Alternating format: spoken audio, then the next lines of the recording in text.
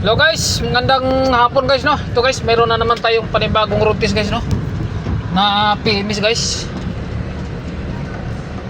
Iniwan to guys kanina.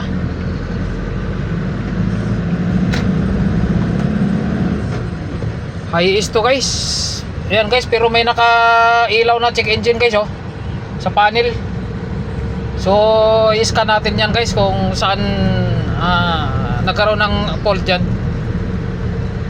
Anong sensor ang nag-indicate dyan.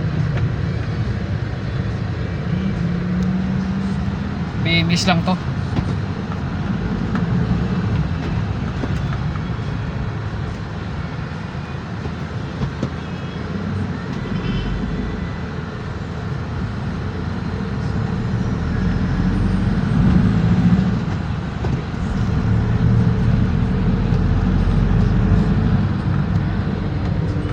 Malamig naman ang aircon guys. Ang problema sa aircon, pero malakas din. So check-upin natin ng ano nito, yung belt, yung drive belt nya, check-upin natin. Kasi medyo ano na oh, 120,000 kilometer tinakbo nya. So kailangan natin ma-check lahat to. Brake pad, brake shoe, i-check-upin natin.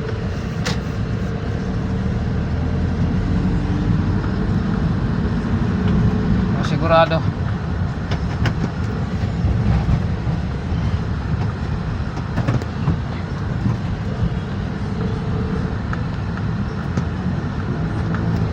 Shortcut tayo guys, kasi ano doon,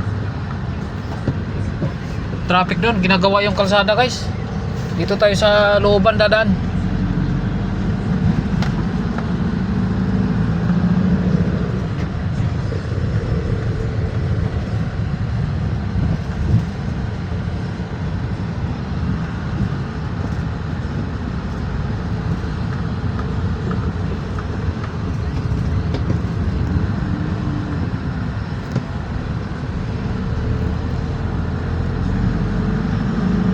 Dami lang hubs dito guys.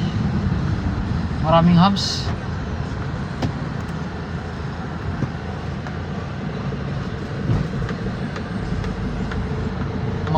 Ano siya, maliit na maumbok.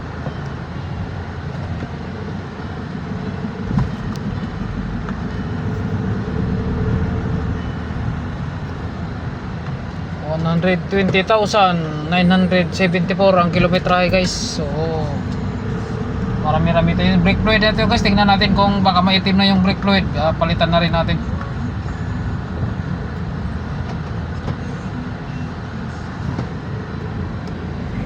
Kasi ang brake fluid guys, halimbawa maitim na, nagko-contaminate minsan yung ABS nya guys. Pag nagpreno ka, tumutunog yung motor.